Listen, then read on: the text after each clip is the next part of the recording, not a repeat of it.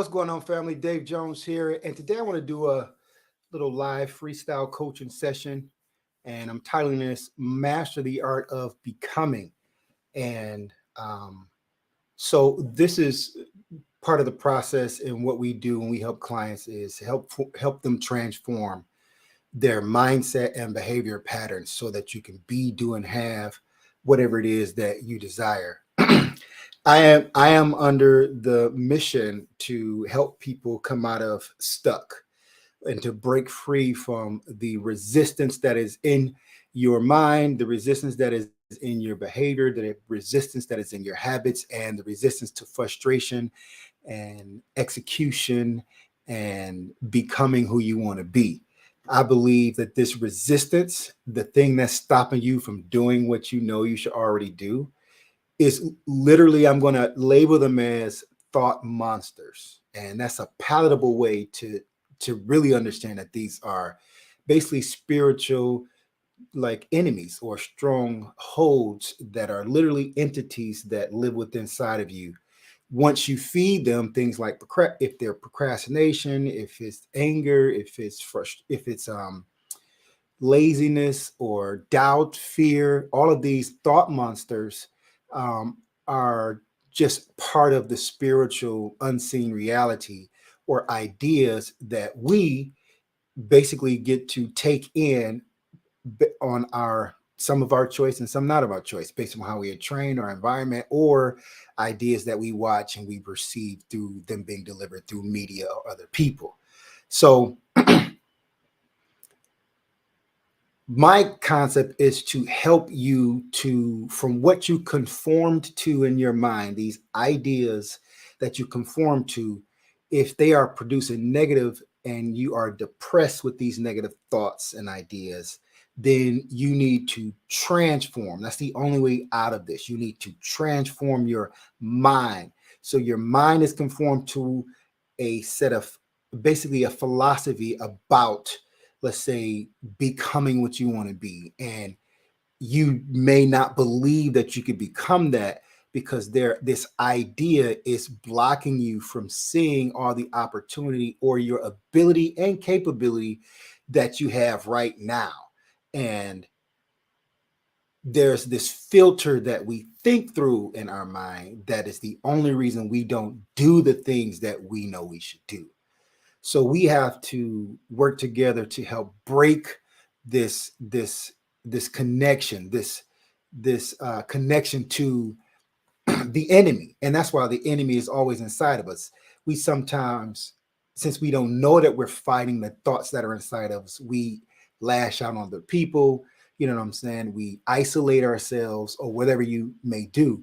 And in order to it, in order to avoid the pain that comes from these negative emotions, right? That energy that's in motion, that's within your body, as it experiences itself as a feeling, and you feel the anxiety, and you feel the stress, and you feel the fear, and that causes dis-ease, which obviously can make you sick. If you stay in that dis-easement of stress, then, you know what I'm saying, uptight, then the tension within your body will begin to break down your physical body.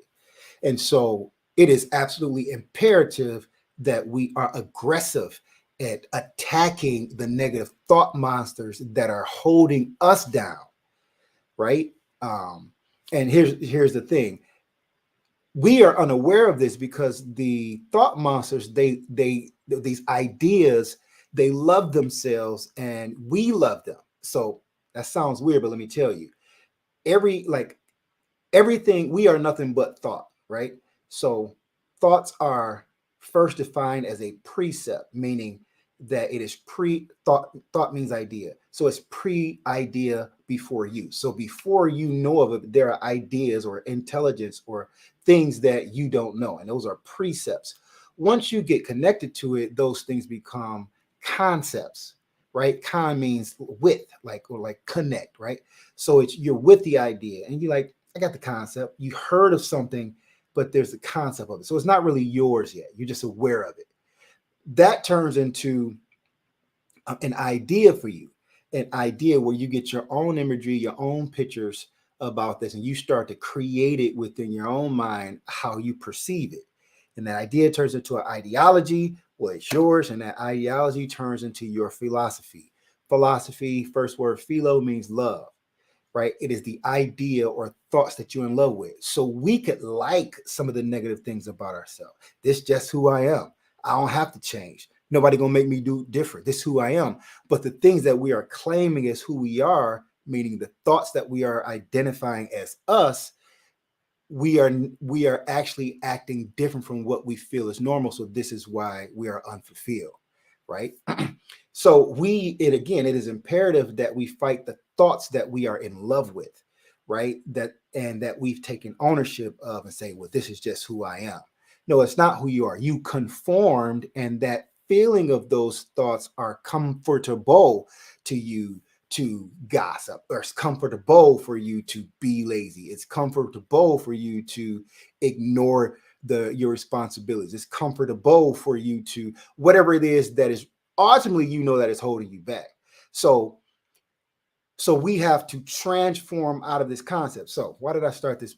I don't know if that was an intro or just me just again kicking out thoughts, but this particular training, we have to have the right mindset as we transform. So we got to change the set of ideas that are in our mind, transform them, or you displace them with new thoughts.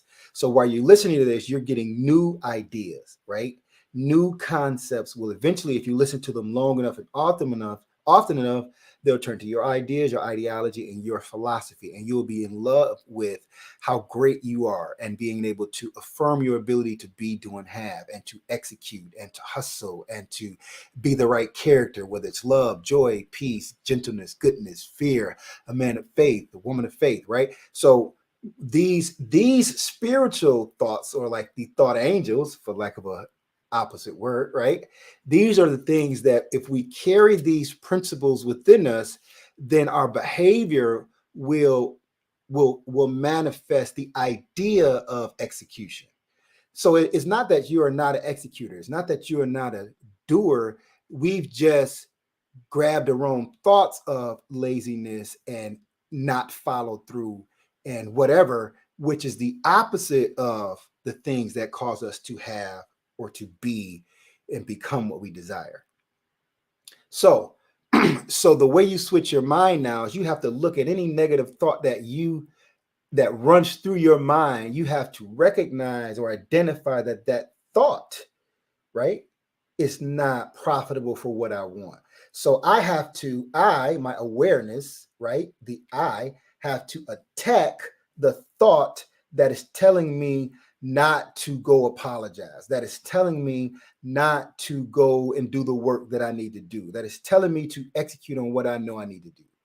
So when we attack that thought, then we know that our fight now, right, is against something else. So that increases competition, that increases your ability to even want to connect with somebody to help you through this battle. Because sometimes these thoughts or these philosophies, thoughts that we are in love with, have so much control that we lose our free will.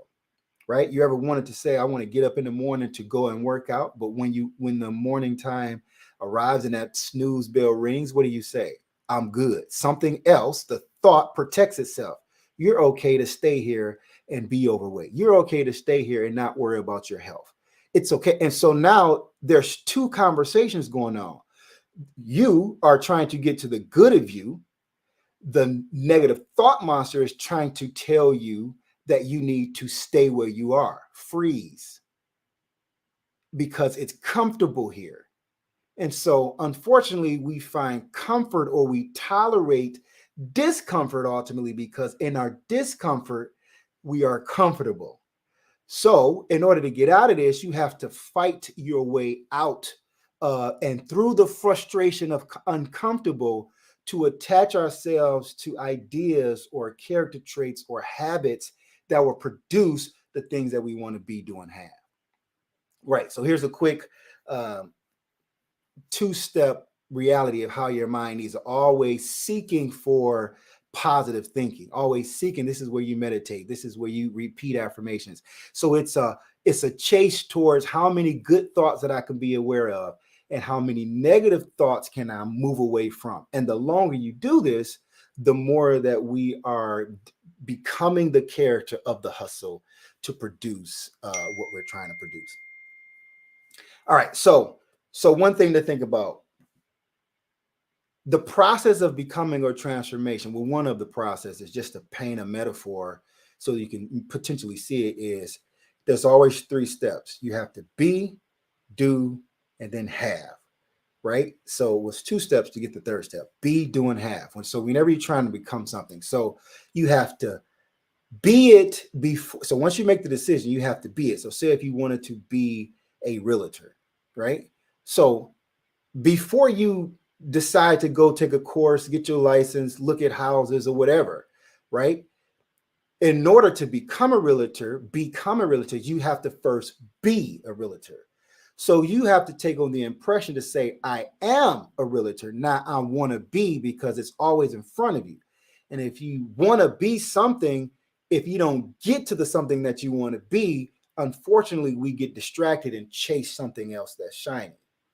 So you have to be it instantly. So I am a realtor before I even take a course or a class.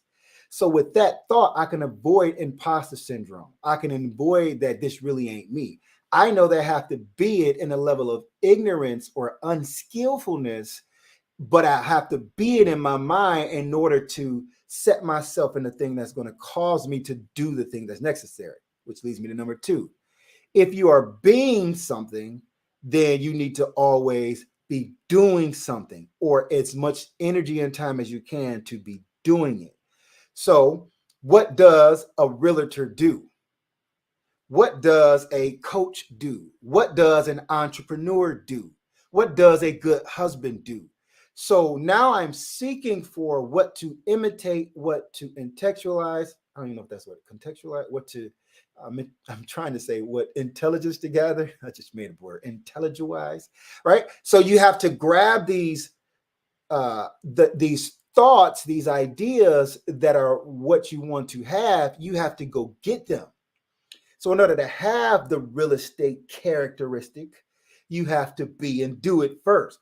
Be, do, have, right? So the having is the fruit of the seeds of the potential that you placed and worked out of you. So in your mind, when I'm potentially lazy, I'm sitting on a couch, or I'm chasing amusement, which doesn't profit what I'm being or becoming. If I'm chasing distractions, you know what I'm saying? It's good to find rest or break, but let's be clear, in those amusing distractions of the mind, we are postponing the being, right? So our desire is when whatever we are attracted to that's not profitable, it has to become the manifestation of the enemy, right? It has to be the enemy showing itself, the thought monster showing itself like, hey, I'm here to rob you and rob your time, effort, attention, and whatever material resources that you have to keep you with me in laziness and procrastination. Even though it feels good, we're still distracted from it. So our attractions are a sign of the distraction or the thought monster that's inside of us. So we have to now stay on track instead of being distracted. We are on track with what we are being. And so what are we being? We are being the real estate agent, the husband, the father, whatever it is. So I have to be it, and I'll be it by doing it. What do they do? How do they act? How do they move? And the longer I could stay with this rotation of positive direction, thought, and action, it becomes basically from conscious, intentional focus to subconscious, where I'm doing it at a higher skill, to unconscious, where I'm doing it because that's who I am. My body and my behavior has evolved itself to what I do. It's unconscious to me. And this is when we see people who we admire, they've went through this transformational process to be what they had no intellect on, by doing it in their level of unskillfulness, until those turn themselves into who they are, and they have, be, do, have. So keep our mind away from distractions, on what we want to be, do, so we can have. This is Dave Jones, mindset transformational coach. And, I'm a visionary, but, it's kind of hard. I'm trying to put myself in a niche. but I do have a passion for all of us who are trying to become what we're capable of, and we're distracted or deterred from ourself. I really have a passion to help us, because this is where I was. I was a person that touched six figures, a person that touched seven figures, had the best family, best upcoming, knew God, the whole nine. But I fell into a season of indecision, which created a level of depressed thoughts that were in my mind, holding me down. And that's called stuck, right? I'll explain my full story later. But in this position, my passion has developed for anybody here, because this place was a place of pain. My gift was that I knew I was capable. And so I knew that it was something else. So therefore, it was easy for me to see process, or what was attacking me. And as I transform my way out of it, my passion and mission has become, how do I help others who are who need help being pulled out of the rut that we've dug for ourselves because of these negative thoughts. That's the picture. So it's not you. You are powerful. You have the potential, or the seed of execution, or whatever you admire. That is within you. If you can see it and you're attracted to it, God has given you the ability, like 100%. It's not even a question. But we have to put our thoughts and our behavior into the rhythm, right, of being and doing it until the seed of that potential begins to work itself out, like you see a tree does, like that isolation and taking in, photosynthesis, all these thoughts and ideas, and being germinated. And then after a while, you have enough energy to break through, and you'll be grounded in it. And also you'll be growing up. And now, as a tree, you have the ability to provide substance for others. That's really what the point of, vegetation and trees, right? We can provide value to others because we've been being and doing for an extended period of time without being distracted. All right, coaching session for today. Under 20 minutes. I really didn't have an idea when I was jumping on here, but love you guys. Hope this helped you.